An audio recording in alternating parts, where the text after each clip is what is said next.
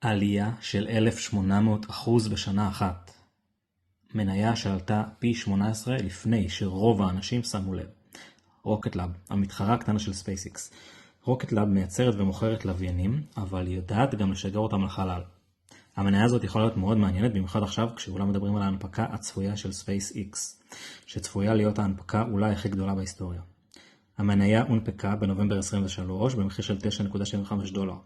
המניה עלתה בשנת 2021 עם כל הבועה שהייתה אז במניות הטכנולוגיה. בשנים 23-24 המניה דשדשה בטווח של $3.5 עד ל$8.5, כאשר אזור $8.5 היה גם קו הצוואר. אבל מאז אוגוסט 2024 המניה פתחה מנועים, ובתקופה של שנה זינקה ב-1,800% למחיר C של $74. אם נסתכל על מדד ה-OBV, שהוא מדד שמציג לנו את כמות הכסף שנכנסת ויוצאת מהמניה, אפשר גם כאן לראות בצורה מאוד ברורה שמשהו באמת השתנה בסוף 2024, והרבה כסף חדש התחיל להיכנס למניה. תסכימו איתי שהולך להיות מאוד מעניין לראות כיצד תתנהג המניה בשנת 2026 על אחת כמה וכמה, אם תהיה הנפקה מוצלחת לספייסיקס. תכתבו לי בתגובות, אתם חושבים שזה כבר מאוחר או שזו רק ההתחלה?